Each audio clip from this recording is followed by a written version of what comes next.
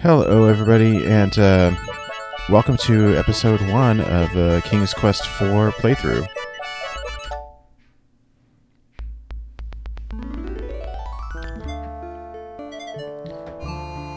So recently we have played through King's Quest 1, 2, and 3. However, rather than playing through the original, we were playing the AGD interactive remakes that were VGA point-and-click.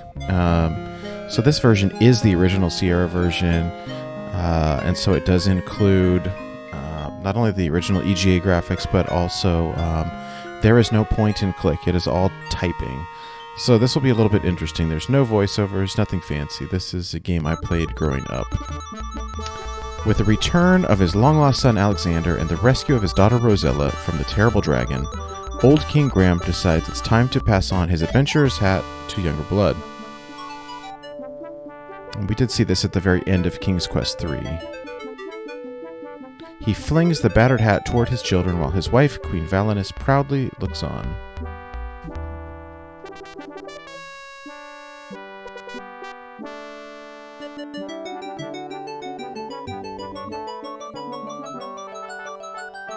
The hat arches through the air, and suddenly, King Graham experiences a terrible squeezing pain in his chest. "Help me," he rasps. The adventurer's hat lies unclaimed upon the floor, forgotten.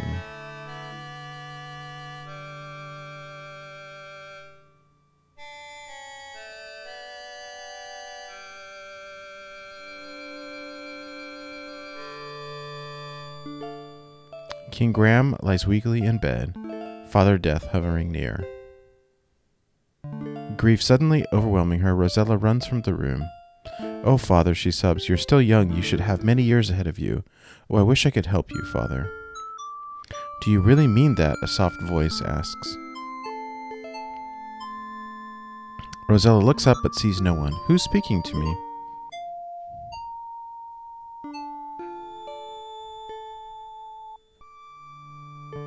"I am," the voice says. "Look in the magic mirror."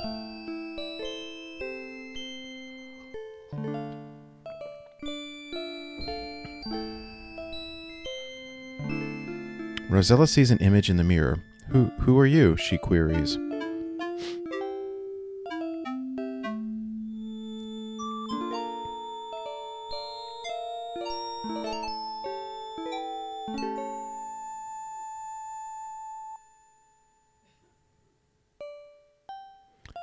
"I am the fairy Janessa. In my land of Tamir, there is a remarkable tree. This tiny tree needs 100 years to bear a single fruit.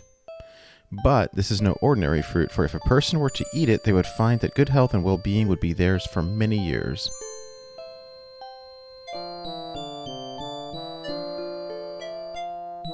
Rosella is much heartened by this news. Where is the land of Tamir? Janessa smiles. "Tamir is very far away, but with my magic I can bring you here."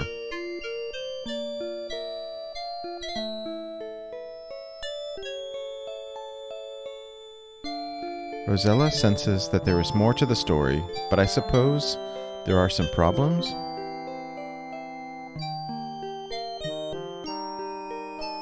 Again, Janessa smiles. "Yes, you are correct, Rosella. If you are willing to come to Tamir, I will explain the situation. However, once I bring you here, I can't send you back. You will have to help me first." Confused, Rosella says, "I don't know. What if I can't help you, or find the tree?"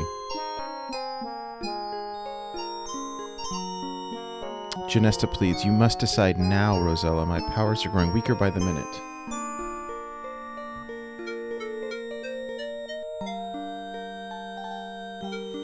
Now, the fairy is but a faint glimmer, and her voice barely audible. "If you care for your father, say yes now." And suddenly, she's gone. Yes.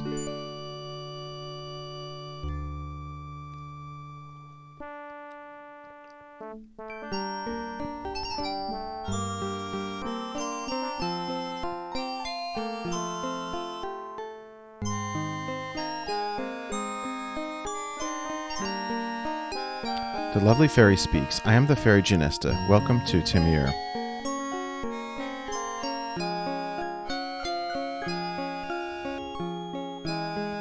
Rosella looks awestruck at the fairy. She is stunningly beautiful, but still there is a certain sadness to her. Finally, Rosella speaks. I know you would like me to help you in some way, but I don't know how I could help a fairy.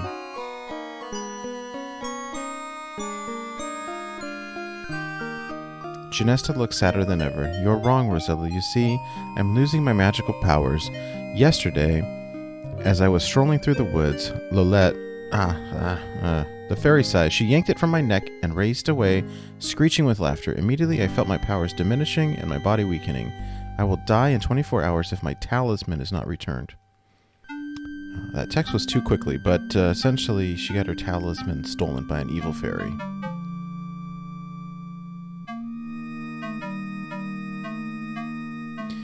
Intently, Janessa looks at Rosella. Lolette is very evil and will use the talisman to bring more evil to Tamir. Now I fear it will contaminate my whole country. Further, I cannot send you home without my talisman.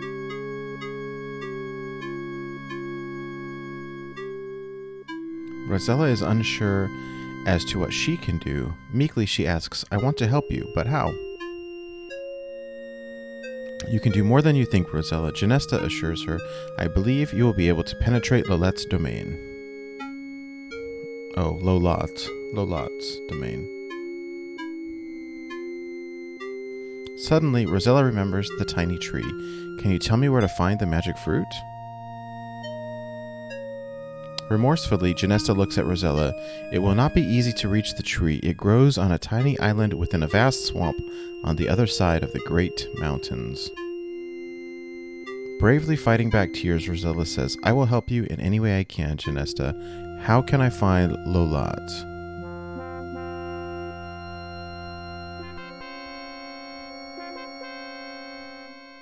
The beautiful fairy points eastward. Lolette's castle overlooks Tamir from the great mountains.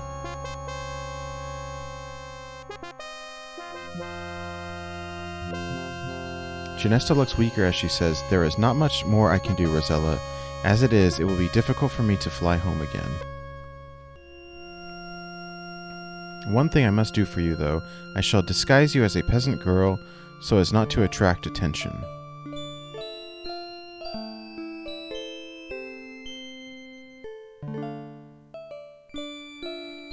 Thank you, Janessa. I think, Rosella stammers. It will be better for you, the fairy says. Well, I must be off while I can still fly. I know you can do it. Goodbye. Good luck.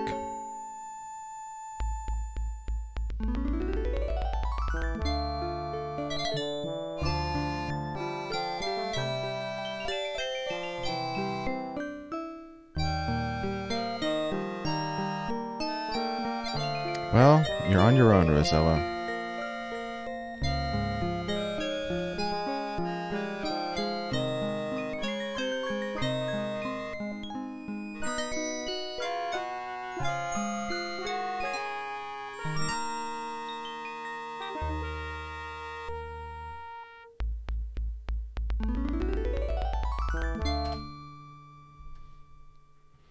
All right, and here we go. So let's start a save file. You can see these. I have played through this before. It has been a while, so let's start up a new.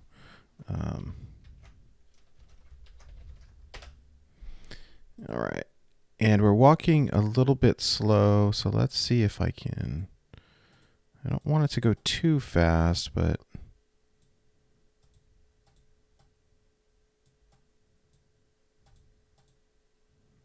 That seems pretty good.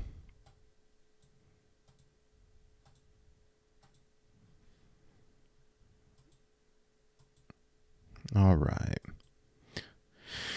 So here we are without a whole lot of help or information. And again, so everything here this is a typing game. So the beautiful pool with its elegant marble columns has a wonderful setting in these woods. The water looks so cool and inviting, you're almost tempted to jump in. Yeah, okay. Sometimes there's a little Cupid who flies around there, but don't see him at the moment. Oh no, you're caught. The terrible ogre grabs you by the braids and drags you off to an untimely end. Dinner will definitely be on you tonight. Great. Game over. That was quick.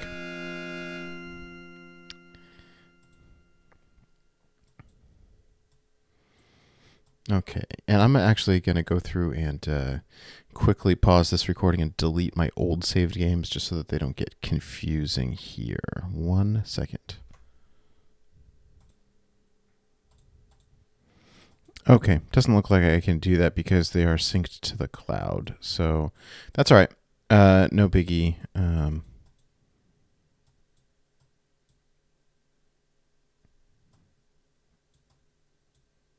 Is the sound on? Okay, never mind. All right. A poor fisherman's shanty adorns this part of the coastline. A pier stretches from the house out into the ocean to the west. You see a pretty meadowland off to the east. All right.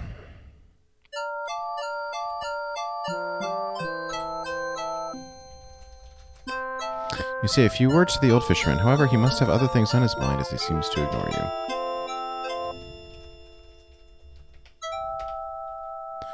All right.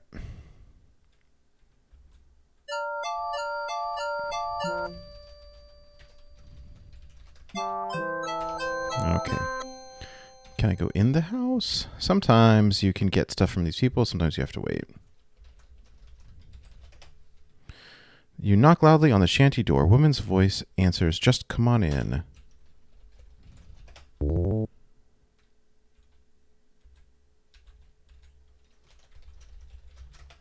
introduce yourself to the old fisherman's wife. With little patience, she responds, "What are you doing here, young lady? Can't you see I'm busy? We have enough problems without worrying about you." Okie dokie. The inside of the fisherman's shack looks almost as shabby as the outside. You see a tired-looking woman knitting at the table. Okay, I don't want to... This, in some of the other games, you can, like, take stuff, but not most of the King's Quest games, you are a good person and have some manners, and you don't just steal stuff. So... let's check out the coast first. Okay, so we did this. We have no points so far, so...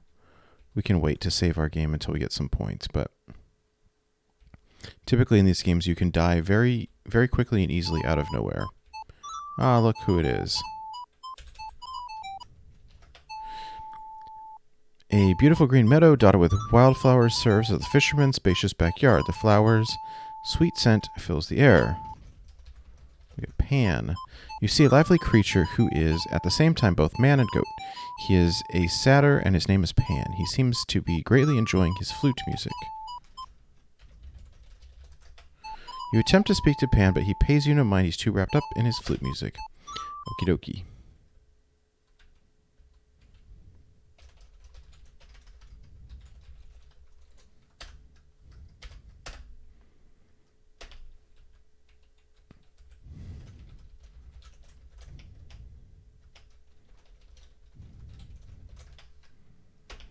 Okay, never mind. This maybe is a little bit of a red herring. The first couple of King's Quest games, like, they hid stuff in the trees. Okay. Numerous water lilies float serenely upon the lovely little pond nestled in these woods. Atop one of the bigger lily pads, you notice a rather large frog wearing a little gold crown. Okay.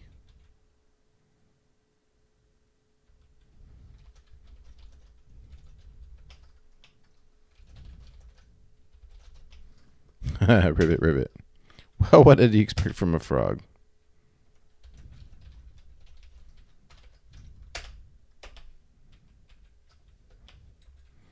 I scared him away. Ooh, what is that? A gentle stream meanders its way through the trees. A rustic stone bridge crosses its path. Okay.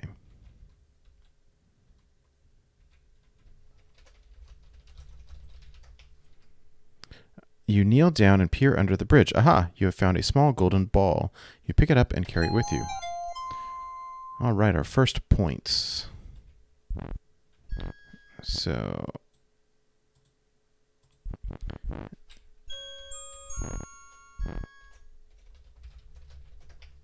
gold ball. Okay. You accidentally drop the golden ball into the pond. From atop a lily pad, the large green frog leaps into the water and disappears from view. A few moments later, the frog emerges with, yes, your lost gold ball in its mouth. It seems as if the frog is kindly returning your gold ball to you.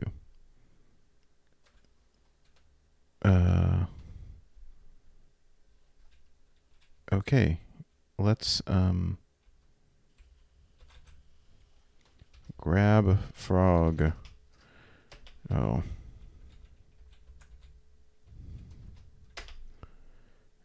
Squinching up your nose in disgust, you catch the large frog and hold it in your hand. It stares at you with big, bulgy eyes, and it wobbles its throat. Isn't that what we do, right? This is based on fairy tales, after all. You look at the frog's green lips. Good. You feel silly doing this, so you slowly put your mouth against the frog's. Smooch. Suddenly, the little green frog changes into a handsome prince. Who are you? The prince demands. I thought you were supposed to be a princess. Why, you're nothing more than a peasant girl. You blanch a bit at that remark, but say nothing. Well, ta-ta, he says. I'm off. Here, you may keep this. To your surprise, he tosses the little golden crown to you as he takes his leave. Good riddance, you think. All right, and let's take the ball back. All right.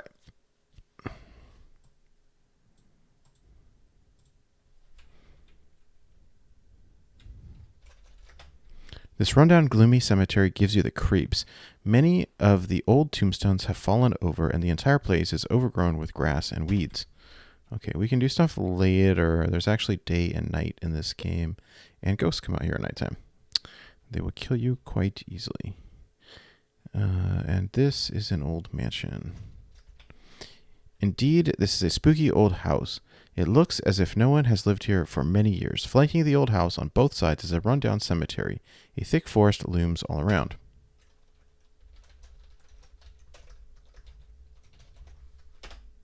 With trepidation, you rap on the door. Not surprisingly, nobody answers. All right, we come right in. You look in the broken mirror and see the reflection of a poor but beautiful peasant girl. An old grandfather clock sits in the corner. With each swing of its pendulum, time relentlessly marches on.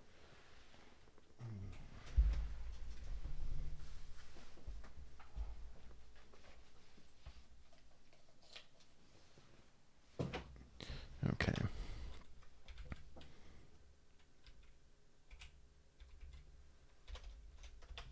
The old dining room has seen better days. The long table is littered with crumbs and dust, and against the wall, the empty hutch is covered with cobwebs. Okay.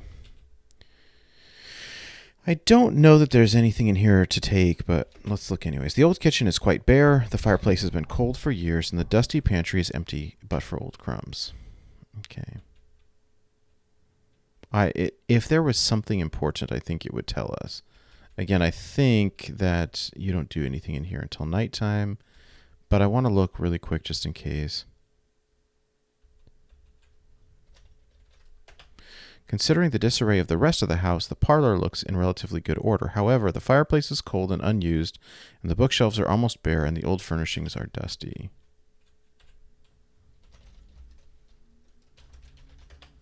You examine the books on this side of the room. None of these books are up to the quality of reading you're used to. You examine the few remaining books on the bookshelves. Only one catches your attention. It is entitled The Complete Works of William Shakespeare.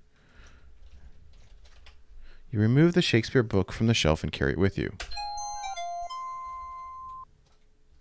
How do I see my inventory? Okay.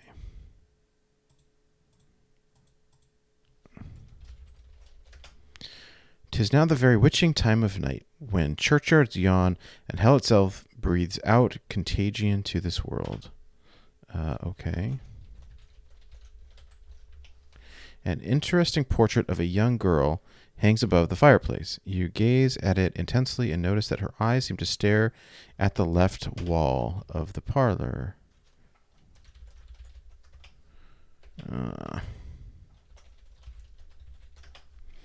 You examine the left wall and very closely notice a little latch. Okay.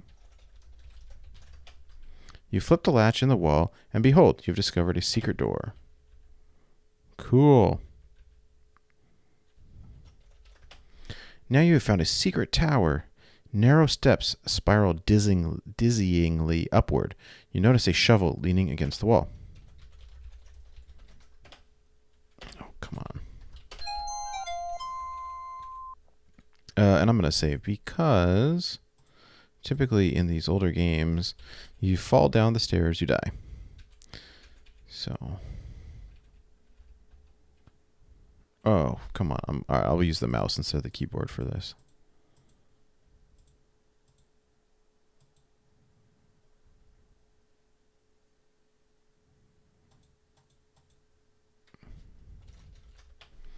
A dusty old pipe organ sits in the center of the room.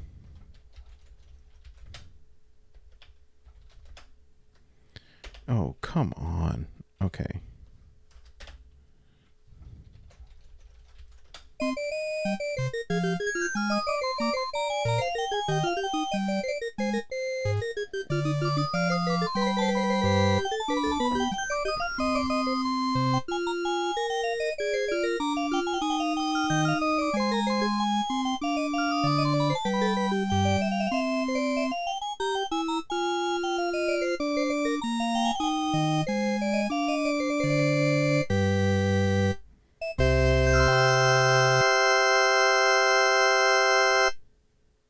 What a virtuoso you are. Did that actually do anything at all? All right. Well, maybe it's just an Easter egg. Again, I don't think that there's anything that we can do in here until later. So I'm not super concerned with it.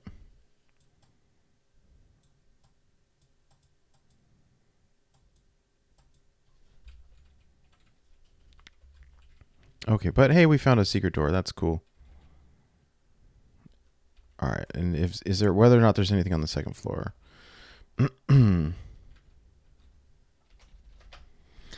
This old bedroom must have once been very nice. You could imagine a cheery fire in the fireplace, while its occupant slept snugly in the big bed. But sadly, this room has been abandoned for years. Look, there's a looks like an attic or something. You look up at the ceiling and notice a closed trapdoor. Okay, well.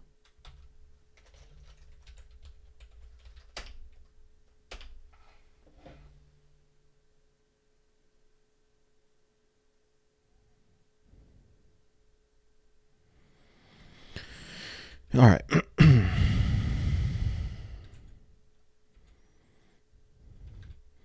So one of the cool features that they added to this game is if you hit spacebar, it will pull up the last thing that you typed. So if it's something like look, it makes it so you don't have to type it again.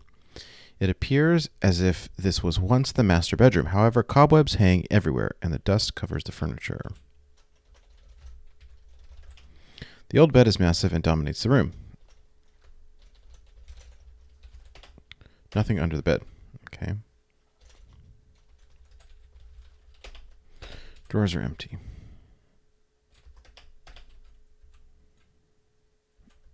A nursery. This old baby nursery must have once been a cheery place. Now, through neglect, cobwebs decorate the corners, wallpaper peels from the walls, and dust covers the nursery furniture. Okay. Baby cradle is empty.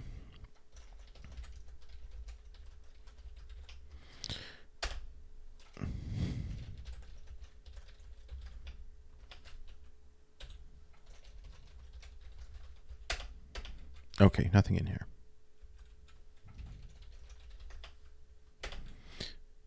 All right. Let's leave. I think that there's nothing in here for us to do right now.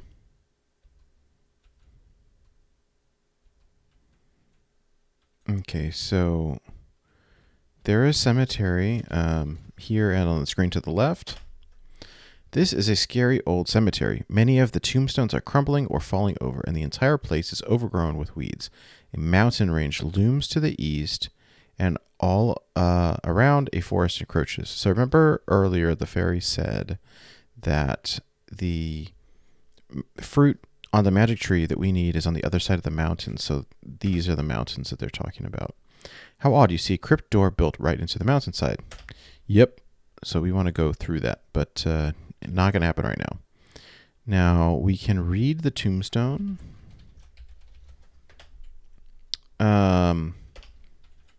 And later this will be important, but not right now.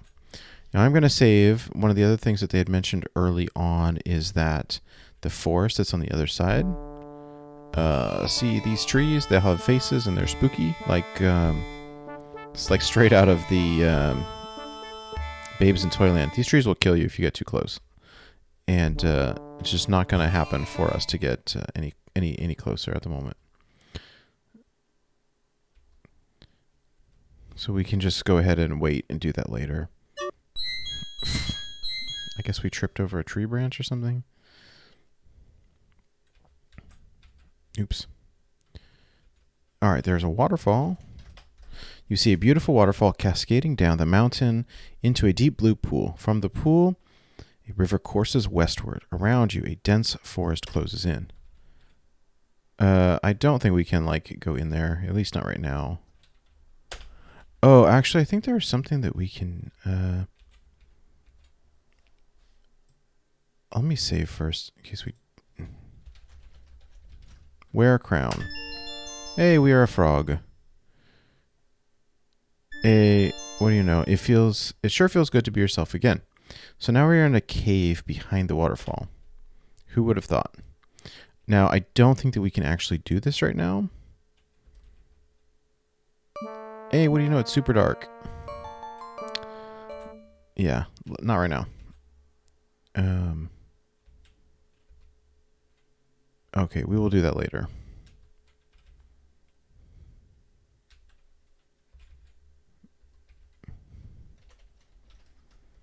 You are roaming through a dense forest. You see that little wormy worm? Let's take him.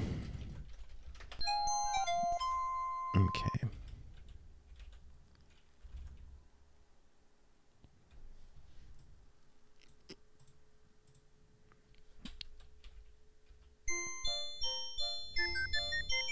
You have encountered a group of small men working in this diamond mine. They're not too friendly, though, as one of them forcefully tells you to leave the premises. Okie dokie.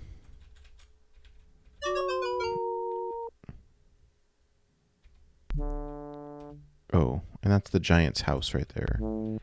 Yeah, if we stay, he kills us. Hey, what do you know? Oh, he ran away. Well, that was a unicorn. Okay, well, maybe he'll be back later. Look. You have come upon a cute little house built right into the huge tree. An old water wheel attached to the house goes unused besides the little river that flows gently before the house. All right. So I will say, some of this game is not super intuitive. When I was a young boy, I played this game for hours and hours and hours trying to figure this stuff out. This is before internet, and you had to call an 800 number from Sierra to get hints, or you could write them a letter and ask for hints. And so my friends and I would typically write them letters asking for hints when we got stuck. And we tried every command under the sun. So if I kind of breeze through this or know some of the answers off the bat, it's because I've played this for hours and hours and hours many years ago. You knock loudly on the small door. No answer. Open the door. Okay, so this is like Snow White and the Seven Dwarfs, right? The main room of the Seven Dwarfs Cozy Treehouse. So typically these King's Quest games are based off of classic fairy tales. And so you know, they have changed them up a little bit, but a lot of it is the same. So, what a mess. Okay, it's messy. How about let's clean the house? Oh, it is messy. Wow. Who does this, right, though? Like, let me just go into this house. Wow, it's messy. I think I'll clean it.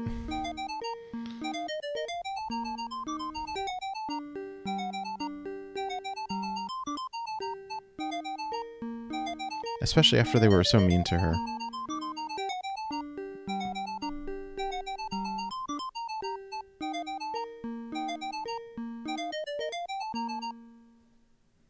You hear the dwarves approaching. You watch quietly as the dwarves file in one by one, get a bowl of soup, and take a seat at the table.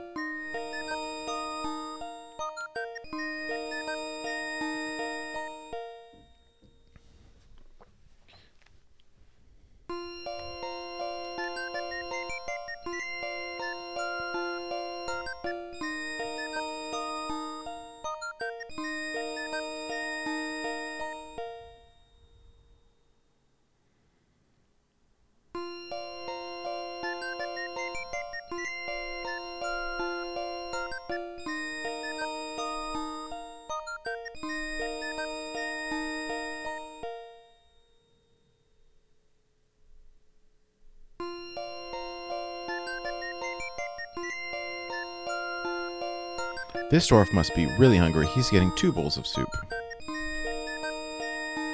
Maybe he's getting one for me. The 7 dwarfs seem very pleased that you tidy their messy home. One politely asks you your name. You tell him, and he cordially invites you to sit down with him and eat the bowl of soup he got for you. That's nice. You seat yourself at the table and begin to eat the surprisingly delicious soup.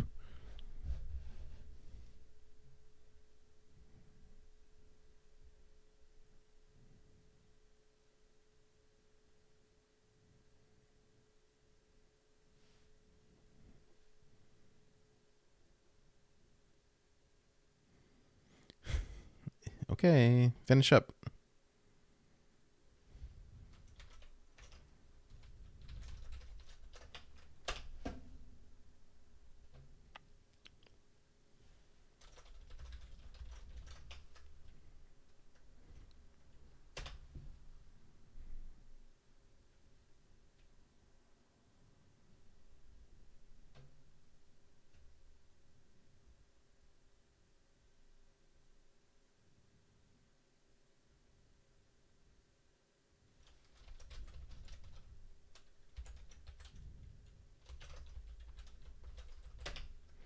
You politely talk to the dwarf nearest to you. Where are you from, Rosella? He asks.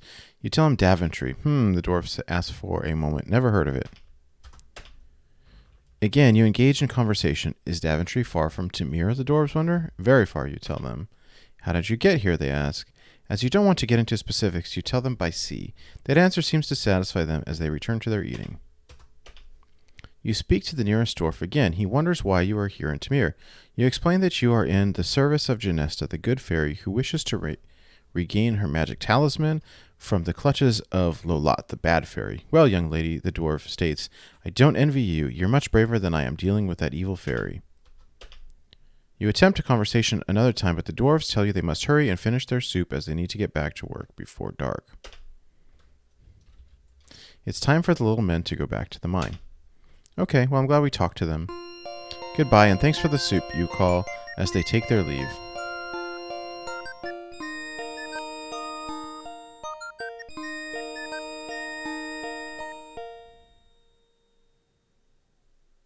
You finish your soup. Also, it was the best soup you have ever tasted. Maybe, though, you were just really hungry. Okay, so let's do the dishes. The room is nice and clean. Okay, well, look at table. You see that blue thing there? You see a long wooden table. Empty soup bowls are left on it. You also notice a blue pouch. Okay.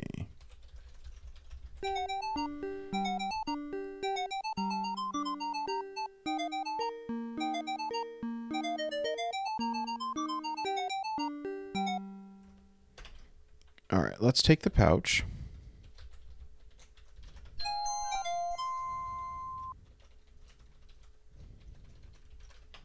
You open the diamond pouch and look inside. Many diamonds flash and sparkle from within. Carefully, you close it again as to not lose any.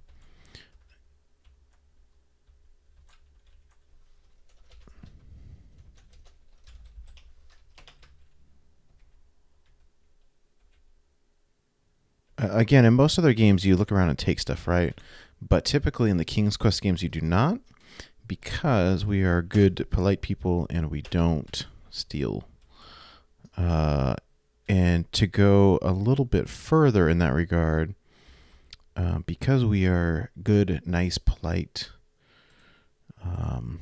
people, when somebody leaves something, you give it back. So, that blue pouch, we don't keep it.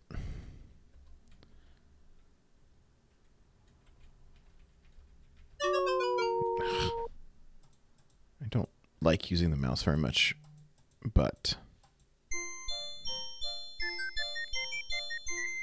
Alright, can we get down here without falling? Maybe?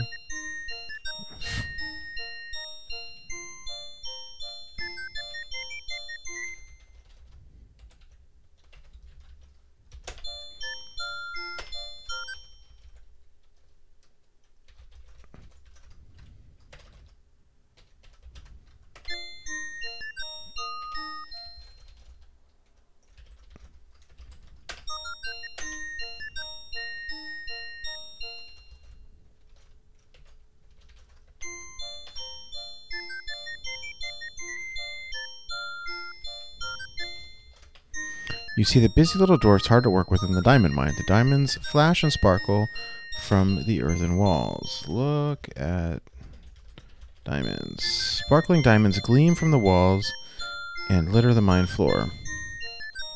Ask about diamond. Talk about...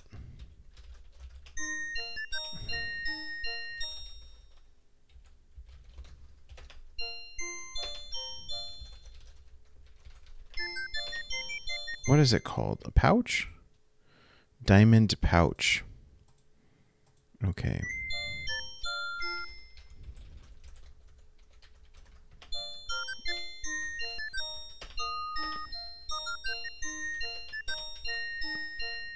The head dwarf. Is that this guy here?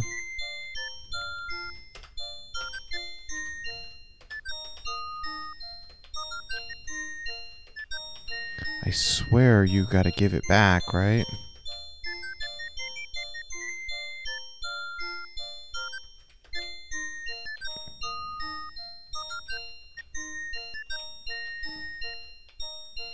Being an honest person, you offer the forgotten pouch of diamonds to the dwarf. His gruff exterior softens a bit. Nah, you can keep it, he says. We got plenty here. We also got an extra lantern we ain't using. Here, go ahead and take it. The dwarf's gruffness returns as he said, now skedaddle on out of here. Rock and roll. So we did get a lantern for doing that. Now, the hard part about this is, like, okay, number one, you know, maybe we wouldn't have thought to return it in the first place. But number two, like, I had to ask 10 different ways. And so it's a little bit frustrating, but oh well. We may be able to go back in that cave now that we have the lantern, but I think we need more stuff. Hey, look who it is. The beautiful pool. Oh, yeah, but look at Cupid. Cupid appears to be getting ready to go swimming. How cute. Hey, Cupid. Oh, uh-oh, you startled Cupid.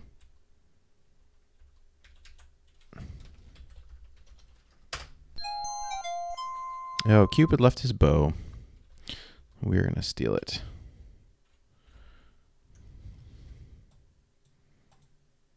All right.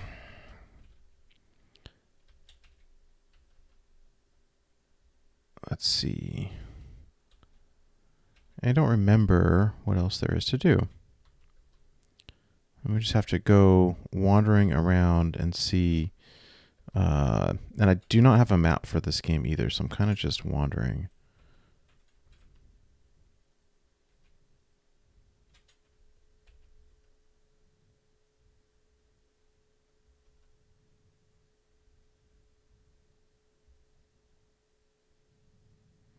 Okay. Now that we have the lantern, we could go back there.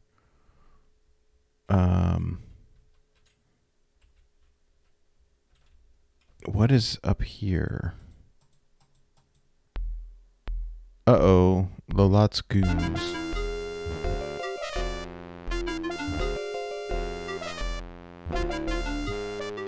I think this is supposed to happen. Like, I don't think we're dead right now. Well, my pets, Lolot hisses, what have you drug home today? Lolot gives you the once-over. As she does, her red eyes begin to narrow. Are you a foolish girl who wandered here by mistake, or you are a spy sent here by my enemy, Janessa? You swear to Lolot that you are nothing but a poor peasant girl who has lost her way, but she doesn't seem to believe you.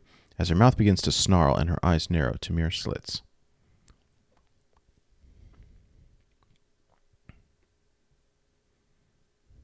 For the first time, you experience real fear and begin to tremble.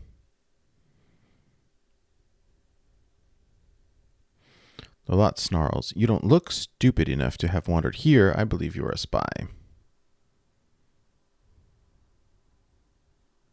Take her to the cell.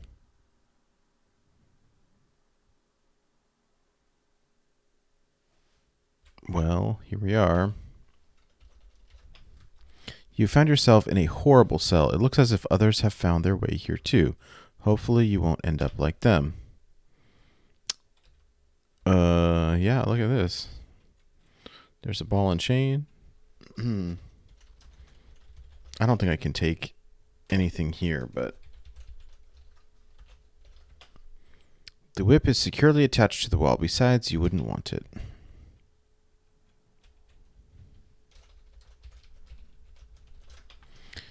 At least 2 unfortunate individuals have met their end here. An ominous machine lurks in the corner of the cell. As to its purpose, you don't want to know. What is that underneath? Looks like a cup or something. I don't know what that is. You hear the henchman returning. Perhaps they're setting you free. The henchman motions you to follow him. Lolot gives you a sickly sweet look. You're lucky, my dear, she coos. My precious son Edgar has taken a liking to you, and he believes you. He's convinced me to give you a chance to prove your innocence. You glance at the homely young man standing next to Lolot. He blushes. Lolot continues, I wish to own the unicorn that inhabits the meadowland. Bring me the unicorn, and I shall not only set you free, but reward you as well.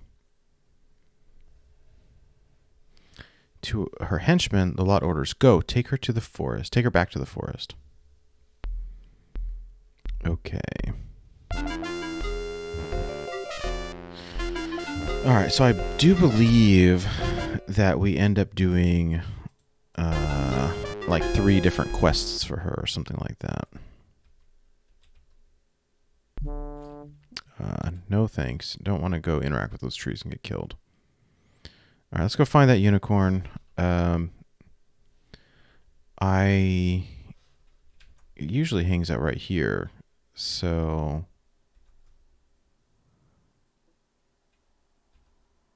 do I just have to come back? Like,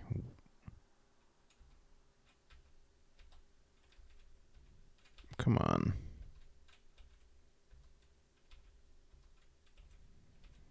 I don't know why it's not there.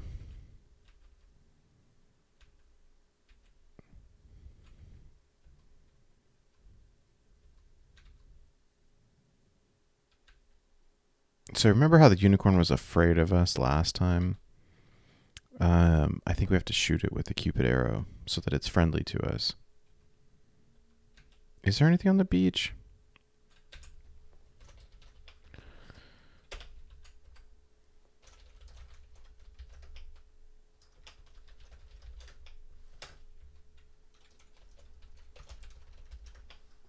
No.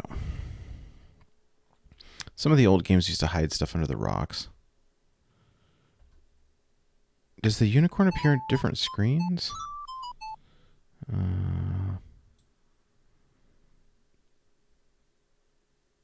hmm.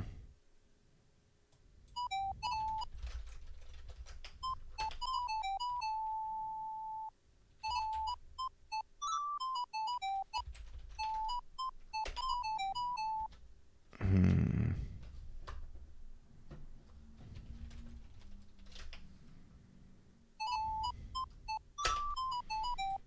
I think I have to play music for Pan. What does the worm do? Book, shovel, Cupid's bow. I have 2 arrows? I don't think I can interact with Pan right now, but...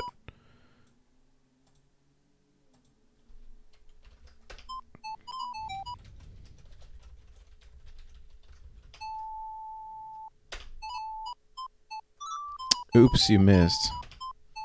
That's the problem. Oh, now I have 1 arrow. Okay, so, alright. Let us not do that. And why is, like, the screen empty, too? Ah, here we go.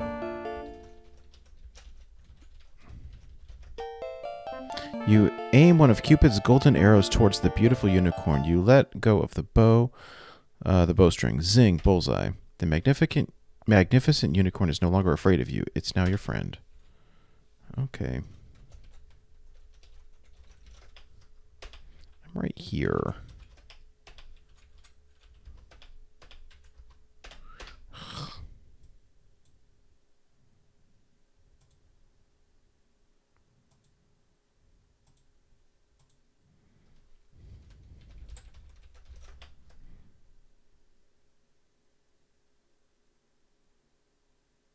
It would not do you any good, as you could mount the unicorn but could not guide it. We have no bridle.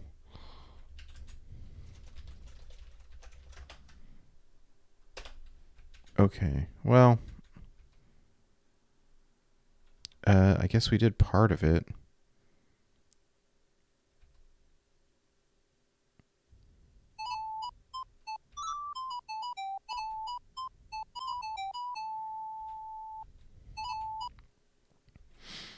Now, I thought there was something else with the fisherman. Like, he's fishing and then he leaves and we can talk to man. Okay, he's ignoring us. So we were just looking at our inventory and we have this worm. And all I can think is we either need it for fishing or we give it to him.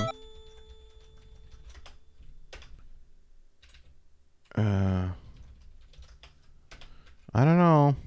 Oh, look, he's leaving.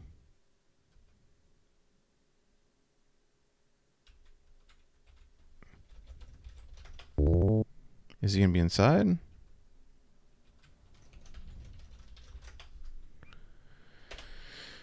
Can we help her? Yeah, I don't know.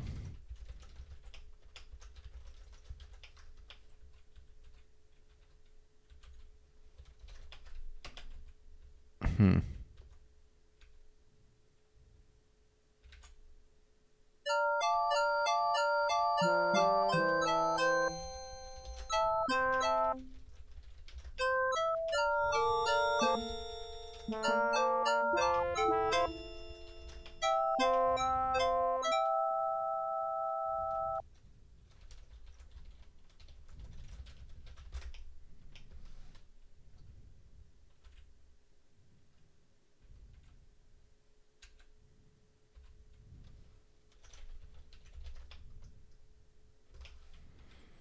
Hmm. Okay. Well, he went in the house. Let's talk to him and see what he wants. Oops. Please still be here. Okay. You talk to the grizzled fisherman as he sits at the table. Sighing, he tells you, them fish ain't been biting lately. If things don't get better soon, I don't know what to do.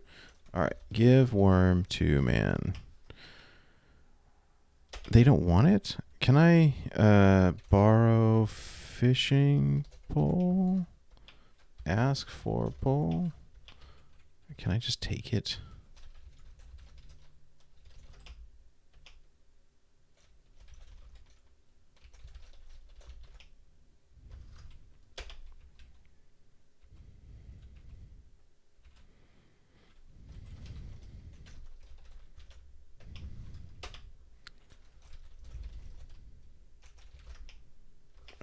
How can you not recognize about?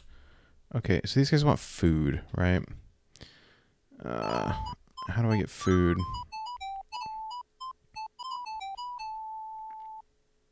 Could I go get some soup from the dwarves' house? Seems silly to me, but... Oh gosh, this screen, the giant can come out of nowhere. Okay, these are all like the danger screens. And this is the house. I'm making a... hate falling.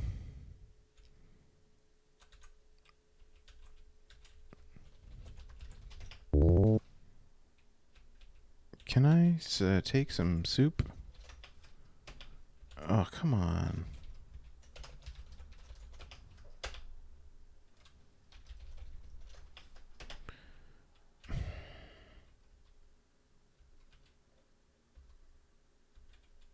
If this was a Quest for Glory game, you just take the soup.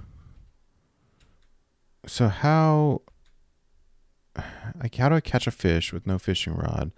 How do I give this guy some food? How do I get a bridle? So the only thing that I know that I can do right now, but I don't know how far I would actually get, would be to go back in that cave, and now I have a lantern.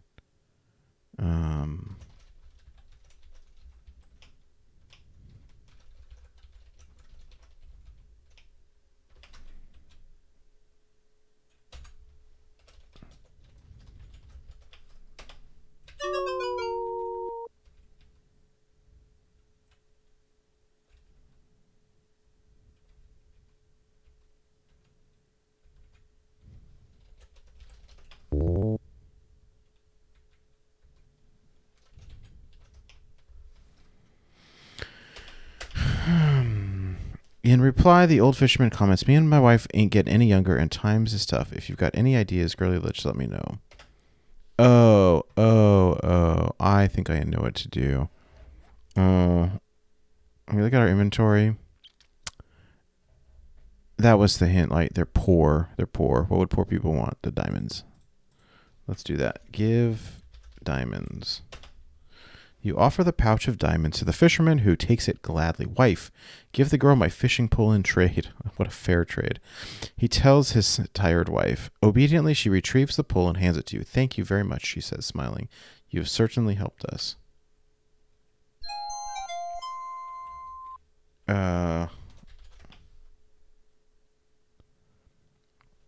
You speak to the old fisherman, and he replies, "You've really helped me and the Mrs. Gurley. Those diamonds will come in awful handy. We can't thank you enough." Again, you say a few words to the fisherman. "All right already," he exclaims. "I told you that I was grateful. Don't you have something else to do?" All right.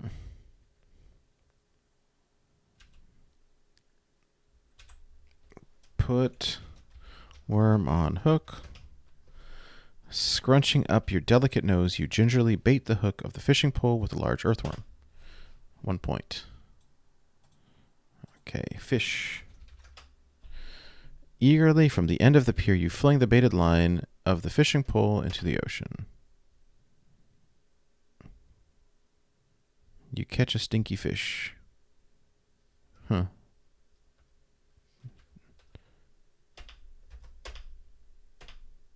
Why did that not work? Almost immediately, you feel a sharp tug on the line. Something pulls and fights your line as you slowly reel it in. There it is. You've caught yourself a fine, fat fish.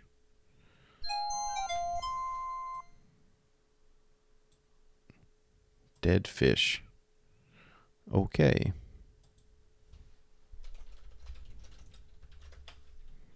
Well,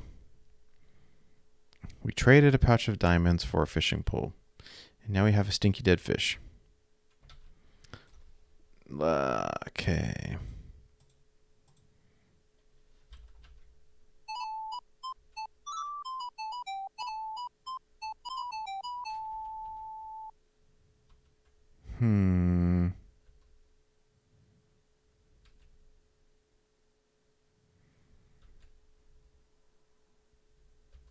I think sometimes there's a guy sitting on this.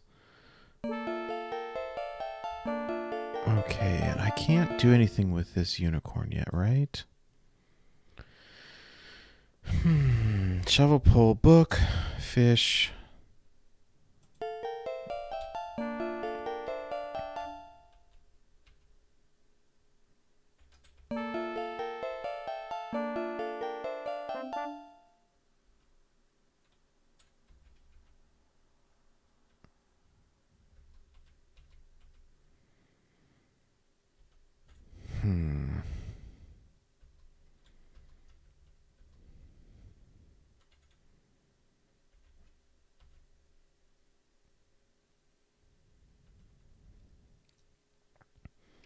I don't think that I can interact with the giant quite yet. I don't want to go back up the mountain. Gosh, I'm really reluctant to do this, but I guess why not?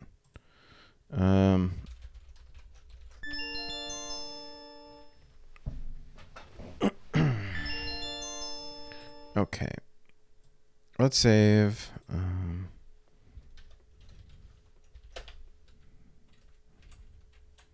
Oh, hold on.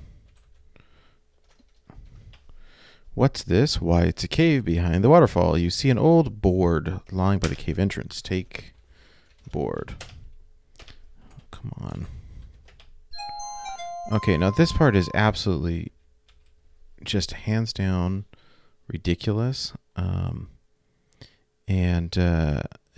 It's you could die super easy, so this is going to take about 300 tries. We've been at it for about an hour, so I'm going to end this video now. We can start up another one, and we will go explore that dark and crappy cave. Thank you for joining me, and have a good day.